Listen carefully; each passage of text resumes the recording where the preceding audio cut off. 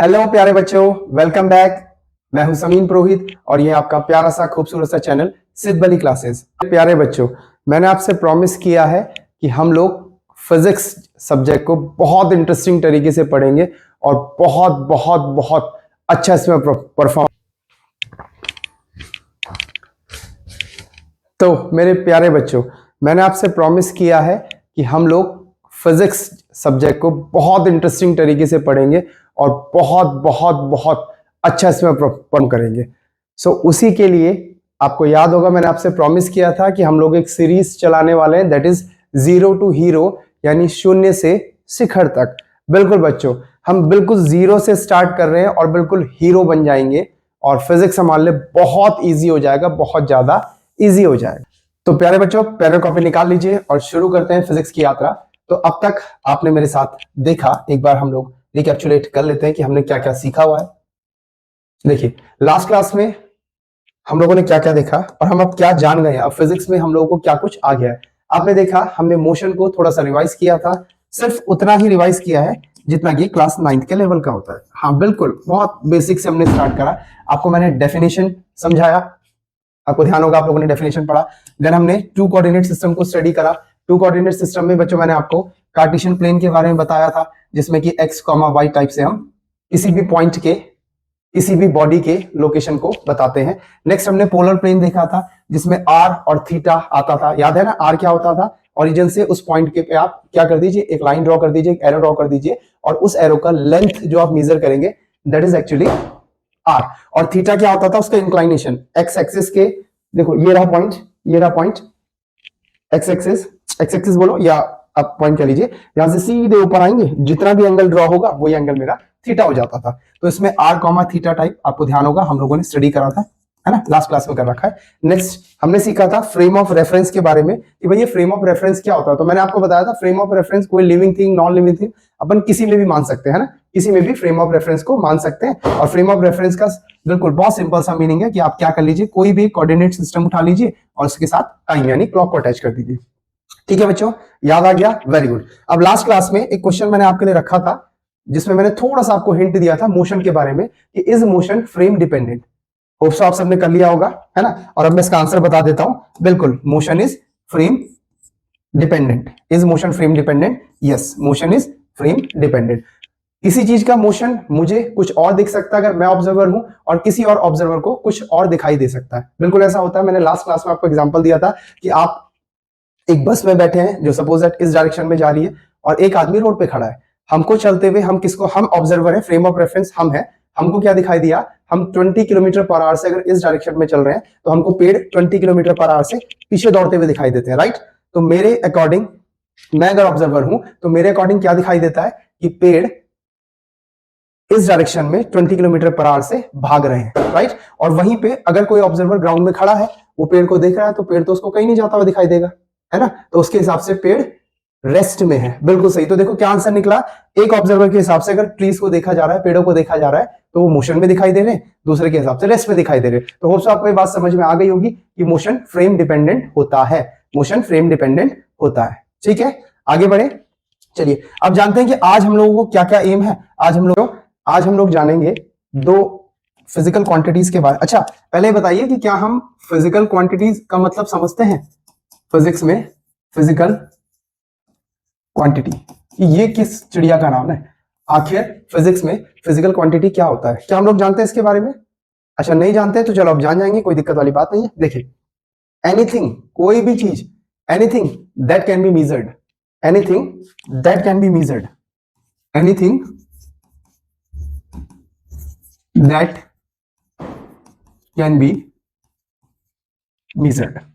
कोई भी चीज कुछ भी हो सकती है, अगर आप उसे मेजर कर सकते हैं that is called physical quantity in physics. For example, मैं आपसे पूछूं आपकी हाइट कितनी है, आप बोलोगे सर 165 सेंटीमीटर, है ना, 170 सेंटीमीटर। आप मेजर कर पा रहे हैं, आप समझ रहे हैं मेरी बात को, आप मेजर कर पा रहे हैं, और उसके लिए कोई यूनिट भी है। जैसे सेंटीमीटर में आप हाइट को नाप लेते हैं, लेंथ को नाप सकते हैं सेंटीमीटर में, विड्थ को नाप सकते हैं सेंटीमीटर में, है ना। तो anything that can be measure is called physical quantity, है ना। ठीक, बोलो की बात समझ में आ गई? पक्का? चलो बढ़िया। अब किसी भी चीज के मोशन को, भाई मोशन को डिफाइन कैसे करते हैं तो हम समझ गए। मतलब हम अच्छे ऑब्जर्वर बन गए हैं और अब हम ये इजीली ऑब्जर्व कर सकते हैं कि मोशन को कैसे डिस्क्राइब कैसे आइडेंटिफाई करना है कि मोशन हो रहा है कि नहीं हो रहा है। क्लियर है? ओके सर, सेकंड क्वेश्चन आता है कि मोशन को हम जान तो गए हैं, पर क्या हम मोशन को पूरी तरह जान पाए हैं? नहीं नहीं, भी पूरी तरह नहीं जान पाए हैं।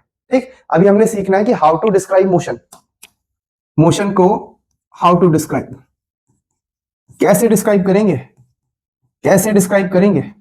तो आंसर है बच्चों, मोशन को डिस्क्राइब करने के लिए या किसी भी चीज को डिस्क्राइब करने के लिए आप लेमन लैंग्वेज में बात कीजिए, फीचर्स की बात करी जाती है ना, आप फीचर्स बताते हैं उसके। तो यहां पे जब हम मोशन को डिफाइन करेंगे तो मैं कहूंगा कि हम लोगों को कुछ पैरामीटर्स की जरूरत पड़ेगी, या फिर मैं कहूं बहुत अच्छे से अगर आपको बताऊं तो फिजिकल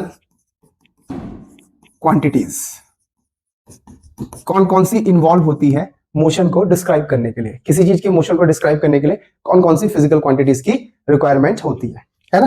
तो देखते हैं किस किस की जरूरत पड़ेगी और फिर डिटेल में उनको पढ़ेंगे। हम सीखेंगे मोशन को डिफाइन करने के लिए डिस्टेंस, क्योंकि हमने क्या बोला था, चेंज इन पोजिशन, याद आया?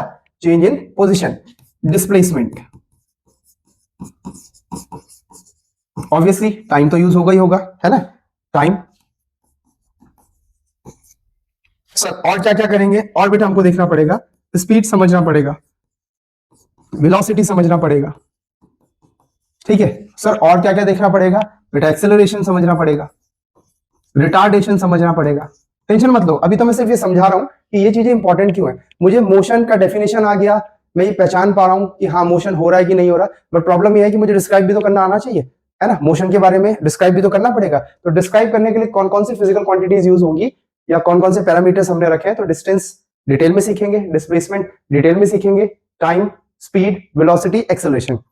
अब कॉपी पेन निकाल के बैठना है और मेरे साथ साथ मैं बताऊंगा, मैं जब पढ़ाऊंगा आपने सुनना है, आराम से स्क्रीन की तरफ देखना है। जब मैं बोलूंगा वीडियो को पॉज करके आप नोट कर लीजिए, उस टाइम इजीली आपने नोट करना है, ठीक? नोट्स तब बनाएंगे। अगर मैं कोई क्वेश्चन देता हूं तो स्क्रीन में आप पॉज करेंगे और खुद से ट्राई करेंगे सॉल्व करने का। उसके बाद मैं आपको एक्सप्लेन करूंगा कि इसका आंसर किस तरीके से निकाला जाएगा, ठीक है? पक्का? तो तैयार है जीरो टू हीरो? क्या हम तैयार हैं जीरो टू हीरो जाने के लिए? एक बार बोलिए, हाँ मैं तैयार हूं फ्रॉम जीरो टू हीरो। हाँ मैं तैयार हूं फ्रॉम जीरो टू हीरो। तो चलिए स्टार्ट करते हैं हम लोग। सबसे पहले हम समझने की कोशिश करते हैं कि ये डिस्टेंस और डिस्प्लेसमेंट क्या चीज है। देखिए बहुत सिंपल सा, अगर मैं नॉर्मली पूछूं कि मैं सुबह 7 बजे उठा, ठीक है, मैं घर से निकला और सपोज दैट मैं स्कूल चले गया, 7 AM पे मैं उठा और स्कूल गया, उसके बाद स्कूल से वापस अपने प्यारे प्यारे स्वीट होम पे आ गया, ठीक है? 7 बजे गया था और 2 PM पे मैं वापस आ गया, सपोज दैट, ठीक? तो बताओ मैं कितना चला? कितना चला सर? आपने डिस्टेंस तो बताया नहीं। चलो मान लो होम से मेरे स्कूल की क्या है डिस्टेंस है, कितनी है? मान लीजिए 4 किलोमीटर, ठीक? तो मैं घर से चला, स्कूल गया 4 किलोमीटर, फिर वहां से वापस आया 4 किलोमीटर। मैं डैम श्योर हूं आप सब कहने वाले हैं, आपने बोल दिया होगा कि सर आपने जितनी डिस्टेंस ट्रेवल करी है, आपने जितनी डिस्टेंस ट्रेवल करी है वो है 8 किलोमीटर। बोलो ठीक है? पक्का? यही था आपका आंसर? बिल्कुल सही आंसर था। अब अगर मैं कहूं कि जरा इस डिस्टेंस ट्रेवल को डिफाइन कर सकते हैं क्या? सर डेफिनेशन भी पूछी जाती है भाई, पूछ भी सकते हैं नहीं भी पूछ सकते, बट एक्चुअल में क्या होता है कि जब हम किसी चीज को अच्छे से डिफाइन करके समझ जाते हैं तो फिर उसके रिलेटेड भैया कोई डाउट नहीं होता है ना, कोई भी डाउट नहीं होता। फिर कोई क्वेश्चन आता है अपन चुटकियों में उसको सॉल्व कर लेते हैं, क्योंकि सब कुछ तो क्लियर होता है। बोलो ठीक है ना? चलो तो कैसे डिफाइन करेंगे डिस्टेंस को, ये बड़ी सोचने वाली बात है। देखो कुछ याद नहीं करना है, कुछ रटना नहीं है, रटोगे तो भूल जाओगे 102%, रटोगे तो भूल जाओगे, लेकिन लॉजिकली समझोगे तो आपके ब्रेन में बहुत लंबे टाइम तक आपको ध्यान रहेगा, ठीक है? तो देखते हैं। तो देखो मैंने एक्चुअल में करा क्या यहाँ पे, मैंने कुछ नहीं करा, मैंने सिर्फ क्या करा, कितना गया कितना आया, इसी को मेजर करा है। बोलो यही तो करा। तो मैंने एक्चुअल में लेंथ ऑफ एक्चुअल पाथ, इसी को मेजर करा बस, और कुछ तो नहीं करा। जो एक्चुअल पाथ मैंने कवर करा उसकी मैंने लेंथ को मेजर कर लिया। बोलो बात समझ में आई? जो एक्चुअल पाथ क्या था मेरा, होम से स्कूल गया, स्कूल से वापस होम आया, और मैंने लिखा था कि 4 किलोमीटर जाने का कवर हुआ, 4 किलोमीटर आने का कवर हुआ। बोलो क्या बात क्लियर हुई? बोलो क्या बात क्लियर हुई? पक्का? पक्का? तो चलो एक चीज देखते हैं, अभी नोट नहीं करना, आराम से नोट करेंगे, अभी समझते रहो। एक चीज और देखते हैं, जरा देखो बढ़िया से, एक चीज और समझते हैं। सपोज दैट ये कोई स्टार्टिंग पॉइंट है, फॉर एग्जांपल ए, एक आदमी ए से बी तक गया, ठीक, ए से बी तक गया, देन वो आदमी बी से सी तक गया, सी से डी पे आया, डी से ई पे आया, और ई से वापस ए पे आ गया, ठीक। तो पाथ क्या हुआ उसका, ध्यान से सुनेंगे, पाथ क्या हुआ, A B C then D then E then A, बोलो ठीक है। ये पाथ उसने फॉलो करा इस तरीके से और वापस वो ए पे आ गया, बोलो ठीक है। अच्छा, अब थोड़ा सा मैं लिख लेता हूं, मान लीजिए सारा गैप 1 किलोमीटर का है, ए से बी 1 किलोमीटर, बी से सी 1 किलोमीटर, सी से डी 1 किलोमीटर, है ना, और ई से डी भी 1 किलोमीटर, ठीक। अब किसी ने आपसे पूछा कि भाई जरा बताओ तो डिस्टेंस ट्रेवल कितना हुआ, क्या पूछा कि इस जर्नी के लिए डिस्टेंस ट्रेवल कितना हुआ, तो बहुत सिंपल है, याद करो क्या बताया था, it is the length of actual path covered by moving body, ठीक है सर, यानी जो भी उसने पाथ फॉलो करा है उसकी टोटल लेंथ को ऐड कर दीजिए, यही तो बताया, it is the length of actual path covered by moving body. तो आओ देख लेते हैं, तो कहां से कहां गया sir, A to B, A to B का लेंथ कितना है 1 किलोमीटर, ओके सर, तो यहां लिख लें, बिल्कुल सर लिख लेते हैं, distance covered equals to A to B का लेंथ प्लस फिर कहां गया sir, B to C, plus B to C का length plus C to D,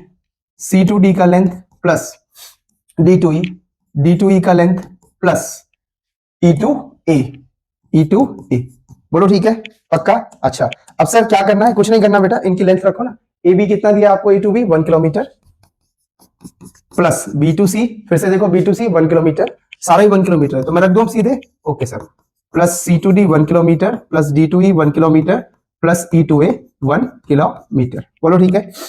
A to B रख दिया, बी टू सी रख दिया, सी टू डी रख दिया, डी टू ई रख दिया एंड ई टू ए रख दिया, जरा टोटल करो कितना होता है, 1 2 3 4 5, कितना आएगा टोटल, 5 किलोमीटर, बस हो गया, यही था डिस्टेंस। अरे हाँ हाँ भाई यही है डिस्टेंस, घबरा क्यों रहे हो, यही तो था, बोलो बात समझ में आई, पक्का?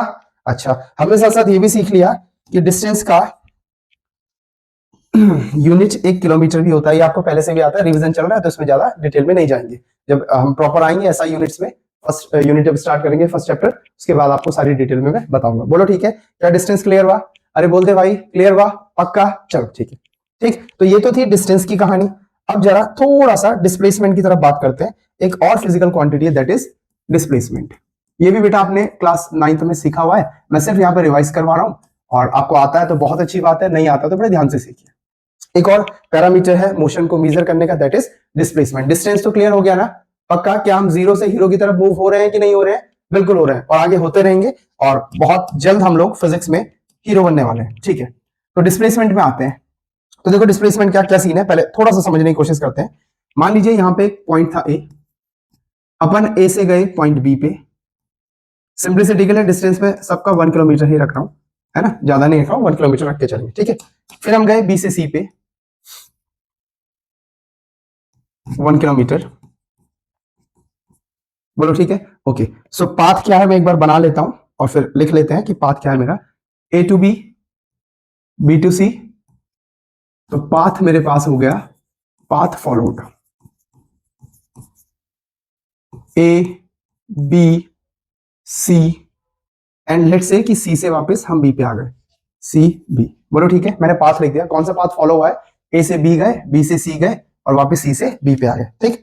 अब देखो ध्यान से सुनो, ध्यान से सुनना, बड़े ध्यान से, डिस्प्लेसमेंट क्या होता है आपके लिए नया है, कोई बात नहीं, आराम से सीखेंगे। Displacement is the shortest distance, और हम कह सकते हैं straight line between final and initial position.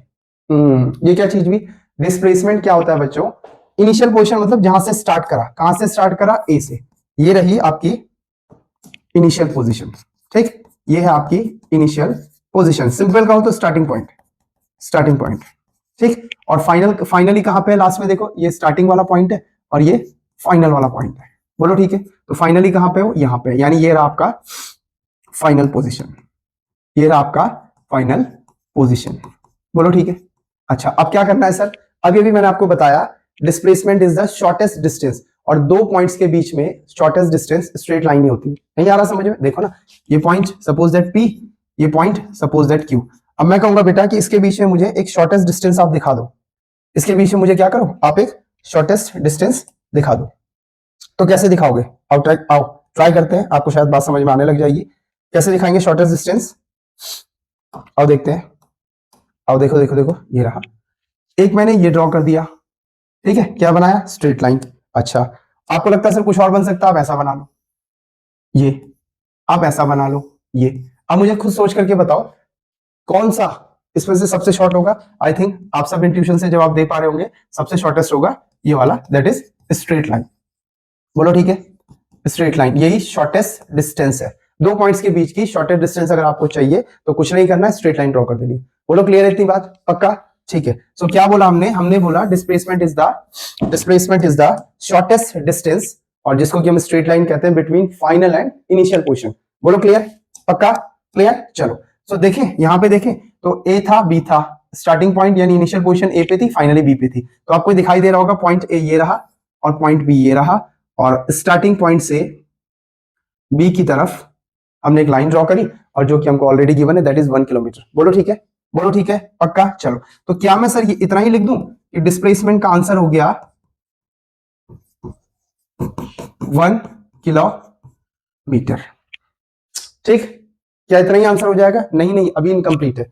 ध्यान से सुनेंगे, आपने पढ़ा भी होगा पिछली क्लासेस में, आप पढ़ के आए होंगे, आपको आपके टीचर्स ने बताया होगा कि डिस्प्लेसमेंट एक वेक्टर क्वांटिटी होता है। डिस्प्लेसमेंट कैसा क्वांटिटी है? Vector quantity. सर इसका क्या मतलब होता है? देखो थोड़ा थोड़ा बताऊंगा भी, बाकी डिटेल में जब वेक्टर्स हम पढ़ेंगे तो आपको बहुत अच्छे से समझ में आएगा।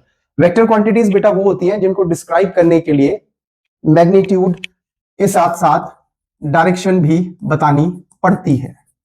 मैग्नीट्यूड के साथ साथ डायरेक्शन भी मेंशन करनी पड़ती है। अच्छा, डायरेक्शन भी बतानी पड़ेगी? ऐसा क्यों डायरेक्शन की बतानी पड़ेगी? आओ समझते हैं। यही तो हम जानना चाह रहे थे ना कि डिस्प्लेसमेंट वेक्टर क्वांटिटी है कि स्केलर क्वांटिटी है। और अगर सर आप बोल रहे हो कि डिस्प्लेसमेंट एक वेक्टर क्वांटिटी है, तो क्वेश्चन ये होता है कि वेक्टर ही क्यों है, स्केलर क्यों नहीं है, और डिस्टेंस स्केलर क्यों है ना? तो अब सीखेंगे इसके कंसेप्ट के थ्रू थोड़ा सा कि किसी फिजिकल क्वांटिटी को वेक्टर या स्केलर कौन बनाता है, कैसे बनाता है। ठीक है, तो आइए समझने की कोशिश करते हैं। बढ़िया से एक एग्जांपल लेते हैं। मान लीजिए कि ये आपका प्यारा सा घर है, ठीक, ये आपका एक प्यारा सा घर है, और क्या हुआ, इस घर में आपके कोई रिलेटिव आए और अपना आपके घर पे आए, उस टाइम रहे, उसके बाद वो चले गए। अब सपोज दैट आपके घर से एक रास्ता इधर जाता है, एक इस तरफ के लिए जाता है, ठीक है, ऐसा मान लेते हैं, ऐसे 3 डायरेक्शन में आपके घर से रास्ता निकलना है। इस तरफ गया, इस तरफ गया, मैं इधर बना देता हूं, आपको समझने में आसानी होगी। This is east, this is west, this is north and this one is south. ऐसा मान लेते हैं कि इस तरीके से रास्ते जाते हैं। बोलो ठीक है? चलो, अब क्या हुआ कि आपके जो रिलेटिव आए थे, लेट्स से कि आपके ताऊजी आपके घर आए थे, और क्या हुआ कि ताऊजी जल्दबाजी में अपना बैग भूल गए, हो सकता है ना? चलो बैग नहीं भूले, ताऊजी ने क्या किया, जो मिठाई आपने ताऊजी के लिए रखी हुई थी वो छूट गई, और अब आपको लग रहा है आपकी मम्मा ने आपको डांटा कि बेटा वो मिठाई तो आपने दी नहीं है, और ये सब होने में आपको 15 मिनट बाद रियलाइज हुआ कि हाँ मिठाई तो ताऊजी को देनी पड़ेगी। अब क्या करोगे? क्या करोगे? फोन करोगे ना। आपने फोन करा कि ताऊजी आप कहाँ हैं? तो ताऊजी ने बोला बेटा मैं तो लगभग आपके घर से 20 किलोमीटर आगे आ चुका हूं, मान ले। चलो, तो ताऊजी की पोजीशन क्या है? ताऊजी ने कहा, ताऊजी ने आपको बोला 20 किलोमीटर आगे आ गया मैं आपके घर से, ठीक। अब आप जरा मुझे सोच के बताओ, क्या इतनी सी इंफॉर्मेशन लेने से आप अपनी बाइक उठा करके ताऊजी के पास पहुंच जाएंगे? सोचो, पहुंच पाओगे? हाँ, नहीं पहुंच पाओगे। कैसे? मुझे एक बार बताओ ना, आप 20 किलोमीटर किस डायरेक्शन में मूव करोगे भाई? 20 किलोमीटर इस डायरेक्शन में चलोगे, ईस्ट की तरफ अपने घर से निकल करके, या वेस्ट की तरफ जाओगे, या साउथ की तरफ जाओगे? अब आ रही है कुछ बात समझ में? हाँ सर ये तो सही कह रहे हो, 20 किलोमीटर तो ताऊजी ने सिर्फ मैग्नीट्यूड बताया, या और अच्छे से कहूं तो सिर्फ डिस्टेंस को बताया, जबकि मुझे तो ताऊजी की पोजीशन को लोकेट करने के लिए ताकि मैं उन तक पहुंच सकूं, ताऊजी की पोजीशन को लोकेट करने के लिए मुझे डायरेक्शन भी चाहिए। बोलो हाँ कि ना? बोलो हाँ कि ना? अब सपोज दैट ताऊजी ने पूछा 20 किलोमीटर मैं आपके घर से साउथ की तरफ चलाऊं, कहाँ चलाऊं, आपके घर से साउथ की तरफ। तो आई थिंक अब आपको शायद ये बात क्लियर हो गई होगी कि जो भी बच्चा निकलेगा तो ताऊ जी के घर, अपने घर से निकलेगा और सीधे साउथ डायरेक्शन में आप 20 किलोमीटर दूर जाके अपने ताऊ जी को वो मिठाई दे देंगे जो आप उनके लिए रखे थे और छूट गई थी। क्या बताएं, क्या क्लियर हुआ? पक्का? क्या ये बात क्लियर हो गई? क्या ये बात समझ में आ गई? ठीक है। अच्छा सर ये तो ठीक है, अब थोड़ा सा ये भी समझा दीजिए कि डिस्प्लेसमेंट का यूनिट क्या होना चाहिए। हाँ गुड क्वेश्चन। देखो डिस्प्लेसमेंट था क्या, ध्यान से देखेंगे, बड़े अच्छे से समझेंगे। डिस्प्लेसमेंट क्या था बच्चों? डिस्प्लेसमेंट का मतलब था डायरेक्शन, डिस्प्लेसमेंट का मतलब था वही जो डिस्टेंस था और डिस्टेंस के साथ आप डायरेक्शन को मेंशन कर देते हैं। बोलो ठीक है, बोलो ठीक है। जैसे इस केस में हम बोलेंगे डिस्प्लेसमेंट, और डिस्प्लेसमेंट का सिंबल फिजिक्स में हम लोग एस यूज करते हैं। Displacement S is equals to 20 kilometer south of, suppose that is घर का नाम अगर मैं ए अल्फाबेट से रिप्रेजेंट करूं, साउथ ऑफ ए, ठीक है ना। तो लिख तो दिया मैंने 20 किलोमीटर साउथ ऑफ ए, ठीक है ना। तो डिस्टेंस डिस्प्लेसमेंट का यूनिट वही सब हो सकते हैं जो यूनिट हम डिस्टेंस के लिए यूज करते हैं ना। हम ऐसा यूनिट क्या यूज करते हैं डिस्टेंस के लिए? मीटर। तो डिस्प्लेसमेंट कैसा यूनिट हो गया? मीटर। और प्रैक्टिकल यूनिट्स तो बहुत सारे हो सकते हैं, सेंटीमीटर, किलोमीटर, है ना, जो भी आप यूज करना चाहें। बोलो ये बात समझ में आ गई? क्या हमारी ये बात पक्की हो गई है कि डिस्प्लेसमेंट एक वेक्टर क्वांटिटी है? और अब आपको ये बात भी मैं समझा देता हूं कि वेक्टर और स्केलर डिपेंड करते हैं, जैसे जैसे हमें रिक्वायरमेंट होती है हम किसी फिजिकल क्वांटिटी को वेक्टर, पहले स्केलर, जनरली बात है पहले स्केलर होगी, बाद में जब साइंटिस्ट फिजिसिस्ट को लगता है कि यार इस फिजिकल क्वांटिटी में डायरेक्शन भी आनी चाहिए तो वो लोग स्केलर वेक्टर क्वांटिटी बना लेते हैं। बोलो बात समझ में आ गई? जैसे आप क्लास 12th में पढ़ेंगे, आपने 11th में 10th में भी पढ़ा होगा कि करंट स्केलर क्वांटिटी है। बोला है करंट आई एक स्केलर क्वांटिटी है। लेकिन आप 12th में जाके पढ़ेंगे कि एक और फिजिकल क्वांटिटी जे करके आएगी जिसका नाम होता है करंट डेंसिटी, जिसका नाम होता है करंट डेंसिटी। और करंट डेंसिटी एक वेक्टर क्वांटिटी होता है। ये नोट नहीं करना है, मैं सिर्फ आपको बता रहा हूं कि बहुत कुछ अभी आपको सीखना है। अभी तो बिल्कुल हम जीरो से स्टार्ट कर रहे हैं और जीरो से हीरो बन के रहेंगे, लेकिन छोटी छोटी बातें जो मैं बता रहा हूं वो कहीं ना कहीं आपके ब्रेन में फीड होती रहनी चाहिए, है ना, आगे बार बार रिवाइज होगी। बोलो ये बात क्लियर हो गई? पक्का क्लियर हो गया होगा कि डिस्प्लेसमेंट एक वेक्टर क्वांटिटी है। वेक्टर क्वांटिटी होने का मतलब है इसमें मैग्नीट्यूड का यूज करना पड़ेगा और डायरेक्शन का भी यूज करना पड़ेगा। ठीक है, क्लियर बात? देखिए इसे नोट करने की जरूरत नहीं है, ये सिर्फ आपको समझाने के लिए था, है ना। ये एग्जाम में खाली इतना ही क्वेश्चन आ सकता है कि pick out which one is odd, और कुछ स्केलर क्वांटिटीज होंगी उनमें कोई वेक्टर क्वांटिटी पड़ी होगी, अगर डिस्प्लेसमेंट चमक जाएगा बाकी सारी स्केलर होंगी तो आप इसे पिक आउट कर लीजिएगा। बोलो ठीक है, क्या मैं आगे बढ़ सकता हूं? पक्का? चलो आगे बढ़ते हैं और कुछ बढ़िया सी चीज देखेंगे। और देखो एक्चुअल में इसको देखते हैं। चलिए, तो पहला पॉइंट आई थिंक ये आपके नोट करने के, अभी नोट नहीं करेंगे, पहले मैं सबको समझा लेता हूँ। पहले मैं इन सबको समझा लूंगा, उसके बाद आप इजीली नोट कीजिएगा, ठीक है। तो चलिए देखते हैं। पॉइंट नंबर 1 हमने अभी अभी देखा और हमने समझ भी लिया है कि पॉइंट नंबर 1 क्या बोल रहा है, कैसे बोल रहा है। बोलो क्या पॉइंट नंबर 1 में कोई डाउट है आप में से किसी को? कोई भी डाउट है पॉइंट नंबर 1 में? नहीं है ना, बहुत अच्छी बात है। जैसा कि मैंने आपसे प्रॉमिस किया बच्चों कि हम जीरो टू हीरो बन के ही रहेंगे, बस कंटिन्यूटी बनी रहनी चाहिए। देखिए कम पढ़े लेकिन रेगुलर पढ़े, मूल मंत्र है सक्सेस होने का। आप कम पढ़ें लेकिन आपकी हैबिट होनी चाहिए कि आप रेगुलर पढ़ रहे हैं, फिर आपको एक दिन पता भी नहीं चलेगा कि आपका सब्जेक्ट कितना स्ट्रांग हो गया। बोले ठीक है, चलिए तो वापस डिस्कस करते हैं। तो पॉइंट नंबर 1 डिस्टेंस का डेफिनेशन था length of actual path covered by a moving body. अब वो जिस भी पाथ को फॉलो करता है उसी को हम लोग मेजर कर लेते हैं और वही हमारे पास क्या होता है, लेंथ ऑफ एक्चुअल पाथ, है ना, उसी को हम डिस्टेंस कहते हैं। दूसरा क्या था देखिए, दूसरा था हमारे पास डिस्प्लेसमेंट का डेफिनेशन, शॉर्टेस्ट पाथ लेंथ, जिसको कि अपन स्ट्रेट लाइन भी यहां पे लिख सकते हैं अगर चाहें तो, straight line.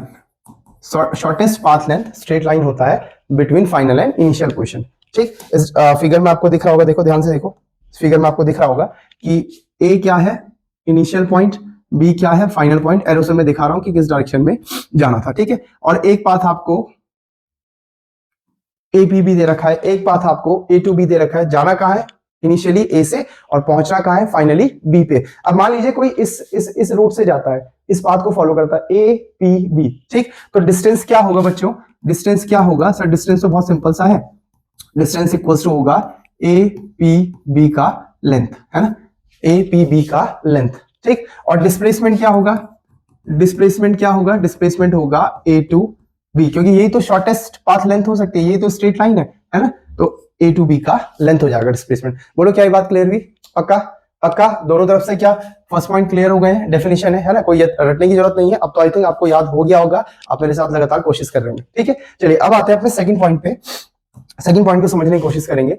Point number 2 is distance depends on the path followed by moving body. क्या कह रहे हैं कि किसी भी मूविंग बॉडी का जो डिस्टेंस आएगा वो इस पाथ पे डिपेंड करेगा जिसको उसने फॉलो किया है। अच्छा, और displacement sir, displacement is path independent. Displacement पे कोई फर्क नहीं पड़ता आपने कौन सा पाथ फॉलो किया है। रीजन बीइंग, डेफिनेशन ही बोलती है कि डिस्प्लेसमेंट शॉर्टेस्ट पाथ लेंथ होता है। बॉडी ने जिस पाथ को फॉलो किया उसे रखो साइड, आप सिर्फ क्या करो, इनिशियल और फाइनल पोजीशन के बीच में एक स्ट्रेट लाइन ड्रॉ कर दो। इनिशियल और फाइनल पोजीशन के बीच में एक स्ट्रेट लाइन ड्रॉ कर दो। इसका मतलब डिस्प्लेसमेंट पाथ पे डिपेंड नहीं करता, it is independent of path follow. चलो आइए एक काम करते हैं, किसी एग्जांपल की हेल्प से समझते हैं। तो मैं कोशिश करता हूं आपको किसी एग्जांपल से समझाने की। चलिए मान लीजिए कि ये हमारे पास स्टार्टिंग पॉइंट है ए, मान लीजिए मेरे पास एक स्टार्टिंग पॉइंट है ए और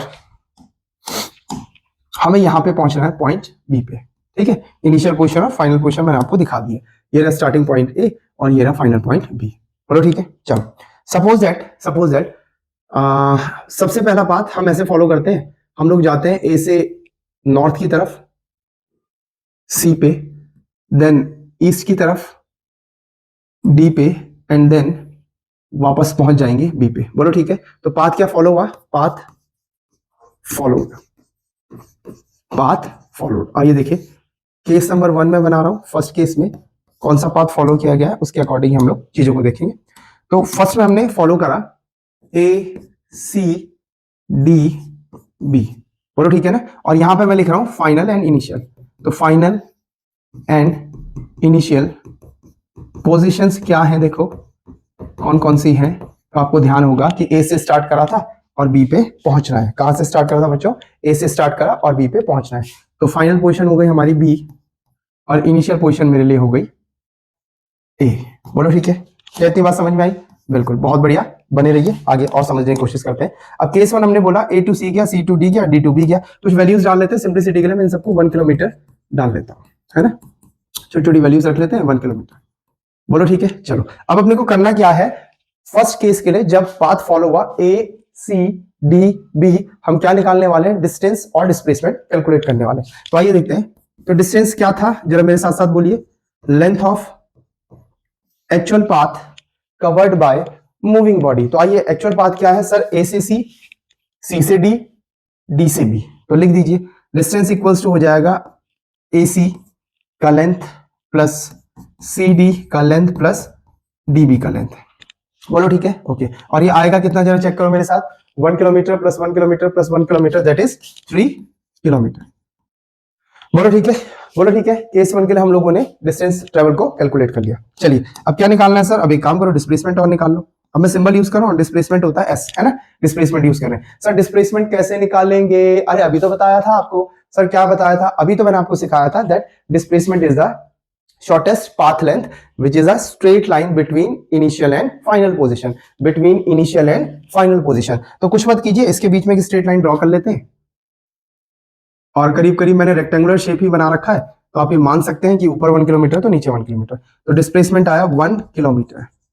अच्छा हाँ सर, हाँ सर, अब दिखाई दिया, कुछ तो चमका है। नहीं नहीं भाई, अभी आंसर इनकम्प्लीट है, जरा ध्यान दो। क्या समझाया था कि डिस्प्लेसमेंट एक वेक्टर क्वांटिटी है, और अगर डिस्प्लेसमेंट वेक्टर क्वांटिटी है तो अपने को डायरेक्शन लिखना पड़ेगा, बिल्कुल लिखना पड़ेगा। तो सर कैसे लिखें, कैसे लिखें? देखो एक दो तरीके हैं बेटा, ध्यान से सुनना, दो तरीके।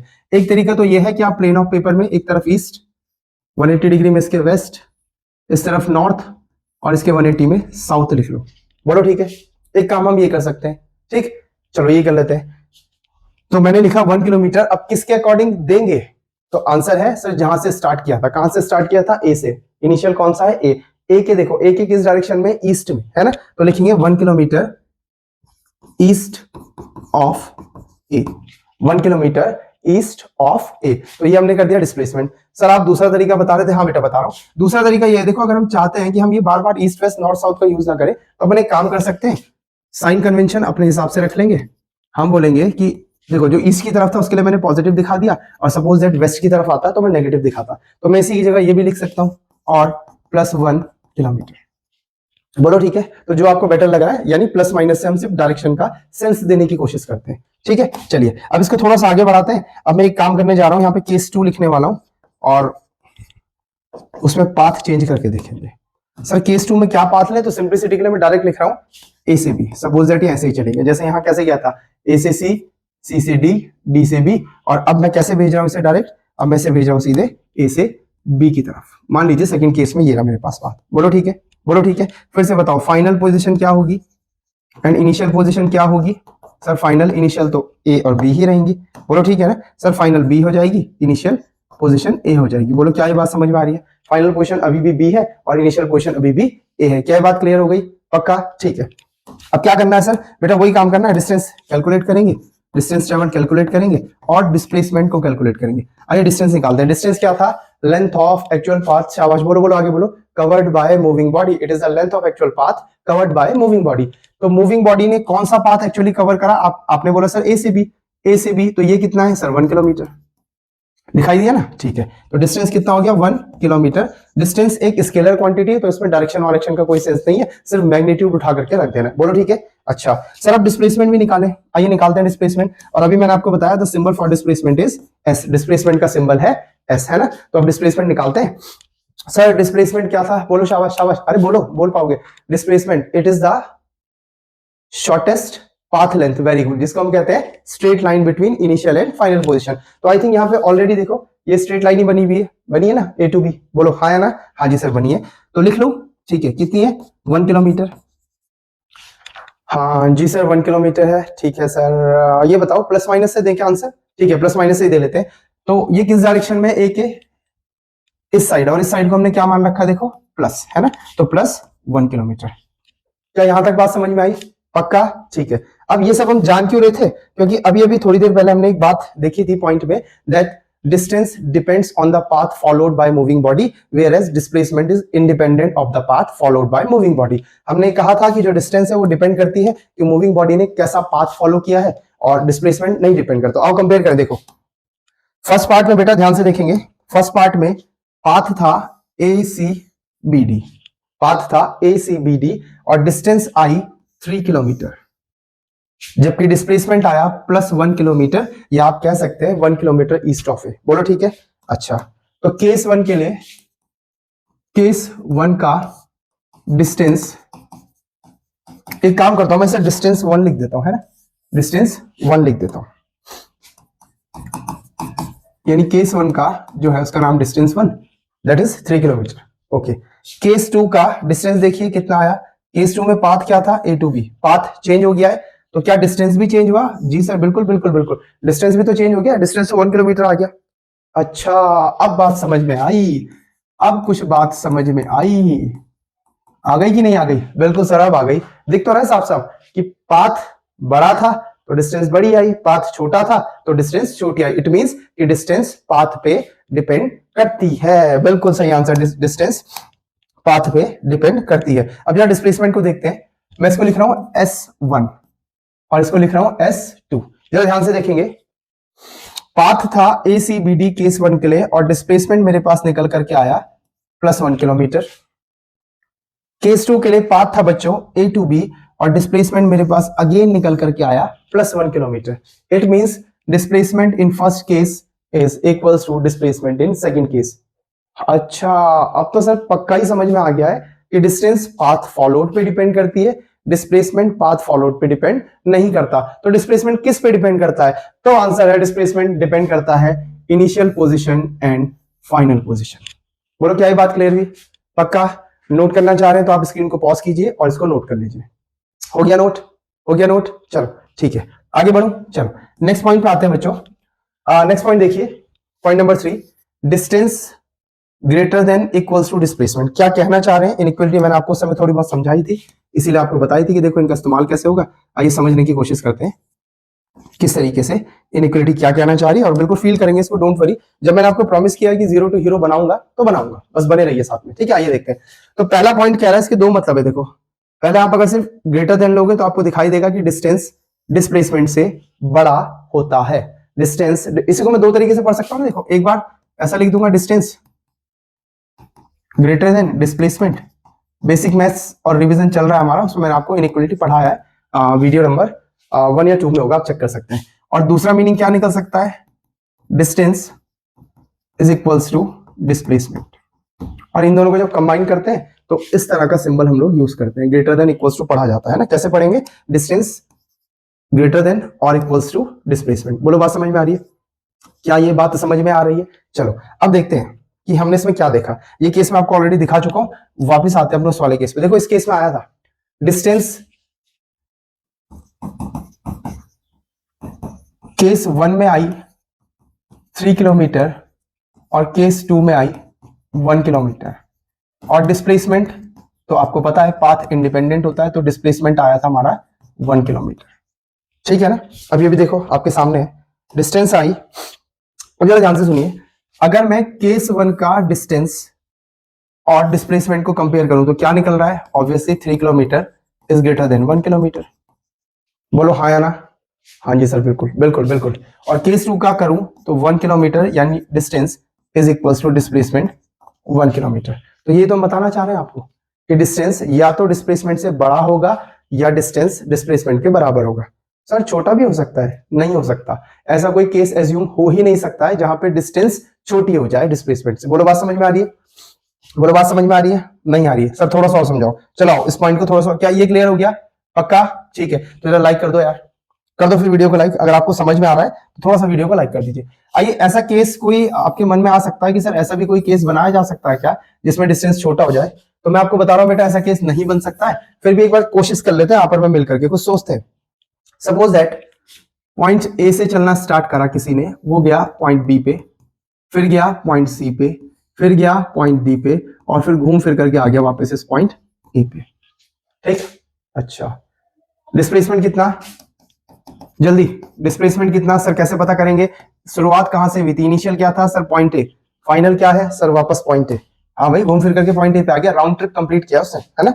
राउंड ट्रिप पे गया था वो, घूम फिर करके वापस आया। तो पॉइंट ए से पॉइंट ए के ही ऊपर अगर मैं स्ट्रेट लाइन ड्रॉ करने की कोशिश करूं तो क्या बन पाएगा? नहीं सर, नहीं बन पाएगा, है ना? एक ही पॉइंट है वो। तो डिस्प्लेसमेंट कितना हो गया? 0। डिस्प्लेसमेंट कितना हो गया?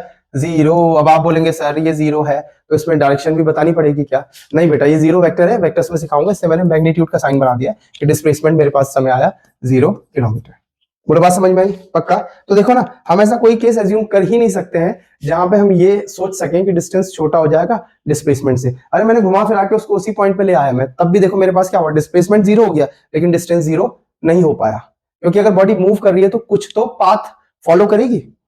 मैं अपनी जगह पे ऐसे घूम रहा हूं यार, ऐसे ऐसे ऐसे ऐसे ऐसे, तो देखो क्या मैं एक पाथ को फॉलो नहीं कर रहा हूं? नहीं कर रहा हूं, एक पाथ को फॉलो कर रहा हूं ना, तो उस पाथ की कुछ लेंथ तो बनेगी।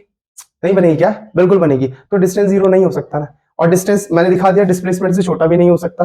एक केस हमने स्टडी करा, ये वाला सेकंड वाला केस, जिसमें डिस्टेंस और डिस्प्लेसमेंट इक्वल आ गए थे, लेकिन ऐसा कभी पॉसिबल हो ही नहीं सकता कि डिस्टेंस डिस्प्लेसमेंट से छोटा हो जाए। बोलो क्या ये बात समझ में आई? क्या ये बात समझ में आई? अच्छा, अभी अब एक चीज हमने और नोटिस करी कि डिस्प्लेसमेंट 0 हो सकता है। देखो अभी देखा ना, डिस्प्लेसमेंट 0 हो सकता है, whereas distance non zero रहेगी, यानी डिस्टेंस में 0 नहीं आ सकता। अगर कोई बॉडी मूविंग है तो उसका कुछ ना कुछ तो डिस्टेंस ट्रेवल होगा। अगर बॉडी मूव करेगी तो कुछ ना कुछ पाथ तो फॉलो करेगी, है ना? और पाथ को फॉलो करेगी तो कुछ ना कुछ लेंथ तो आएगी यार, और लेंथ आएगी तो नॉन जीरो ही होगी। 0 तो नहीं हो सकता, चाहे 0.00001 आए। बोलो बात समझ में आई? पक्का? चलिए एक चीज और देखिए क्या, छोटी सी एक चीज और देखिए क्या, छोटी सी, आओ देखते हैं। ये देखिए, क्या दोनों पॉइंट क्लियर हो गए? पक्का? अच्छा, एक बड़ी इंपॉर्टेंट बात मैंने आपको और बताई, ध्यान देंगे कि कब ऐसा हो सकता है कि डिस्टेंस डिस्प्लेसमेंट से बड़ी हो। when direction of motion of body does not change, otherwise distance will be greater than displacement। क्या कहना चाह रहे हो सर? आओ जरा समझते हैं इसको वापस। हमने ये बोला बेटा, इसको क्लीन कर देते हैं। हमने ये बोला कि अगर कोई body point starting point A से, ध्यान से सुनिएगा, ईस्ट डायरेक्शन में बढ़ती है और अपने डायरेक्शन का मोशन नहीं चेंज करती है, ठीक? तो फाइनली मान लीजिए बी पे पहुंच गई। वही वाला केस जो मैंने भी आपको समझाया था, बिल्कुल वही वाला केस डिस्कस कर रहे हैं। देखिए, इस मूविंग बॉडी ने अपने मोशन की डायरेक्शन को चेंज नहीं करा, स्टार्टिंग से ये ईस्ट की तरफ चल रही थी, ये ईस्ट की तरफ जाती जा रही है, ठीक? तो इस केस में आपको याद है, अगर मैं इसके को 5 किलोमीटर कह देता हूं तो आप सीधे बोलेंगे सर डिस्प्लेसमेंट बराबर डिस्टेंस इसमें आ जाएगा, है ना? बोलो ठीक है ना, क्योंकि जो पाथ फॉलोड है वो ए से बी के बीच स्ट्रेट लाइन है। बोलो ठीक है?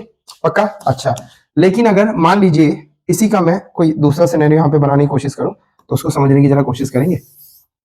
सपोज दैट इस तरफ ले लेते हैं, यहाँ पे सपोज दैट ये मूविंग बॉडी ऐसे ना चल करके इसने क्या करा कि ये ए से पहले पॉइंट सी पे चली गई, ठीक, और फिर सी से ये पॉइंट डी पे चली गई और डी से फिर पॉइंट बी पे चली गई। मान लीजिए मूविंग बॉडी कुछ इस तरह से ट्रेवल करी, ठीक है, इस मूविंग बॉडी ने कुछ इस तरीके से ट्रेवल करा, A to C, C to D और डी टू बी। मान लीजिए ये वाला डिस्टेंस 5 किलोमीटर है और ये वाले 1 किलोमीटर एंड 1 किलोमीटर है। बोलो ठीक है। अब मेरा पहला सवाल है, डिस्टेंस कैलकुलेट कीजिए कितनी आई। सर डिस्टेंस ट्रेवल्ड आई 1 + 5 + 1 7 किलोमीटर, ठीक। मेरा दूसरा सवाल, डिस्प्लेसमेंट कितना आया इस केस के लिए, डिस्प्लेसमेंट कितना आया। सर डिस्प्लेसमेंट तो इनिशियल फाइनल पोजीशन के बीच शॉर्टेस्ट पॉसिबल पाथ यानी स्ट्रेट लाइन बनाना है। ओके, तो ये होगा, ये सब लोग यही कह रहे हैं, बिल्कुल सही आंसर। सर इसी की बात कर रहे हैं, कितना है 5 किलोमीटर, ठीक है। सर डायरेक्शन भी लिख दे, हाँ लिख लो भाई लिख लो, कोई प्रॉब्लम नहीं है। प्लस लगा देता हूँ मैं, साइन कन्वेंशन दिखा देता हूँ। इस तरफ के लिए मैंने पॉजिटिव लिखा और इस तरफ के लिए नेगेटिव लिखा। ये आप लिख सकते हैं 5 kilometre east towards east of A. बोलो ठीक है। अच्छा सर इस केस में direction of motion does not change, इस केस में डायरेक्शन ऑफ मोशन चेंज नहीं होता है। यहां पे होता है क्या सर, बिल्कुल होता है। स्टार्टिंग में किधर चले, north, then east, then south. Starting में किधर चले, नॉर्थ, तो क्या नॉर्थ ही जाते रहे क्या, नहीं नहीं सर, डायरेक्शन चेंज भी east and then direction change भी साउथ की तरफ। तो यहां पे हमने क्या नोटिस किया बच्चों कि अगर मोशन का डायरेक्शन चेंज हुआ then distance is greater than displacement, है ना। लेकिन अगर मोशन का डायरेक्शन चेंज नहीं हुआ, जैसे इस केस में नहीं हुआ, then distance is equals to displacement. बोलो क्या ये बात आपको क्लियर हुई, क्या ये बात क्लियर हुई। इस तरह की एमसीक्यू बात है और वही कर सकता है जिसने सारी चीजों को ध्यान से समझा होगा। रट्टा मार के बैठोगे तो एग्जाम में कंफ्यूज होगा, आपका सवाल गड़बड़ होगा। बोलो क्या बात समझ में आई। नोट करना चाहे तो कर सकते हैं, वीडियो को पॉज करें और नोट करना चाहे तो उसको कर सकते हैं और हम बढ़ते हैं आगे। बोलो ठीक है। तो क्या ये वाला पॉइंट क्लियर हो गया, पॉइंट नंबर 3 सबका क्लियर है, पक्का, चलिए ठीक है ना। देखो यहाँ पे भी हमने वही लिखा है, displacement is path independent, it depends on final and initial position, displacement can either be negative, zero और पॉजिटिव। चलिए मुझे पॉजिटिव मैंने आपको समझा दिया है ना, पॉजिटिव मैं आपको समझा चुका हूं, जीरो भी आपको समझा चुका हूं। जीरो कब होता है, जब राउंड ट्रिप पे यानी फाइनल इनिशियल पोजीशन कोइंसाइड करती है। देखिए लिख रखा है यहाँ पे आपके नोट्स के लिए, डिस्प्लेसमेंट जीरो कब होगा, when final and initial position coincide, जिसको हम शॉर्ट में कहते हैं राउंड ट्रिप। यहाँ पे आपको समझा भी रखा है, ठीक है पक्का। अच्छा सर ये नेगेटिव क्या था डिस्प्लेसमेंट का सेंस है, इसको भी बता दीजिए। आओ बताता हूँ, टेंशन ना लो, नेगेटिव डिस्प्लेसमेंट को भी समझाते हैं।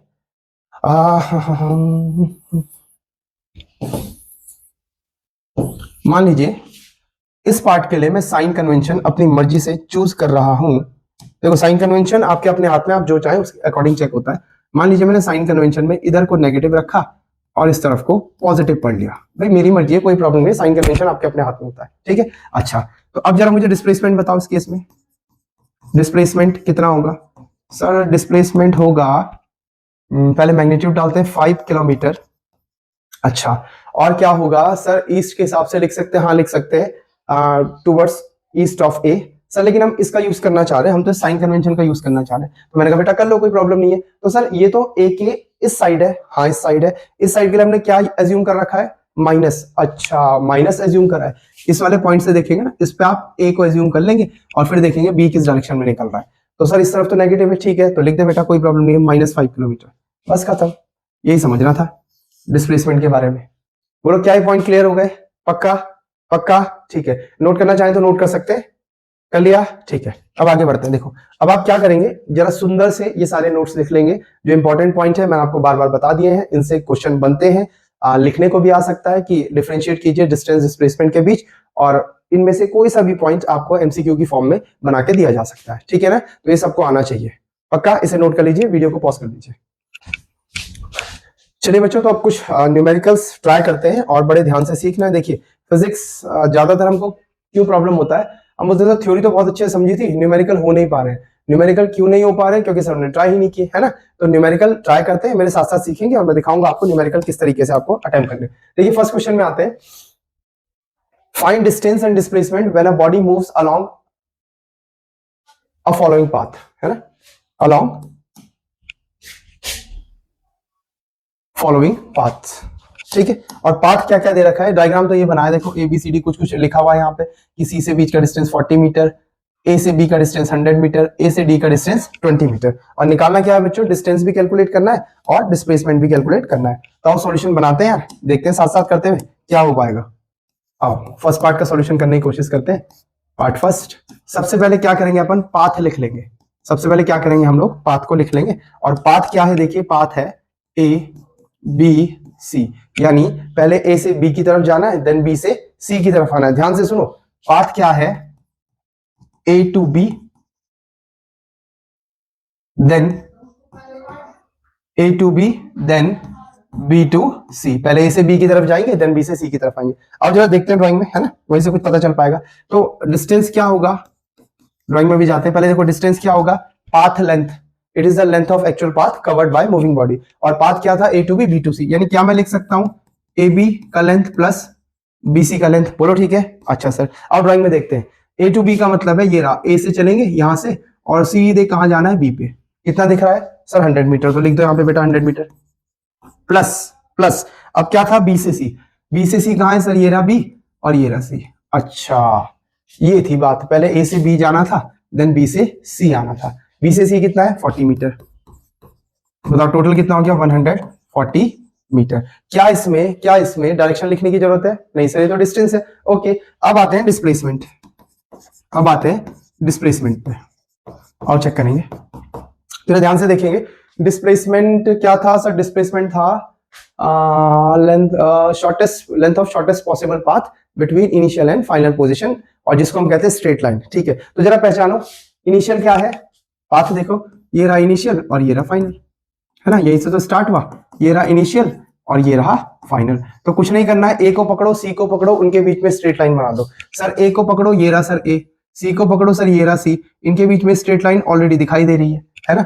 अच्छा अब इसकी लेंथ कितनी होगी, बहुत सिंपल है यार, देखो A से B तक का कितना दिया आपको सर, ये दिया 100 मीटर, ओके। और B से C तक का कितना दिया आपको सर, 40 मीटर।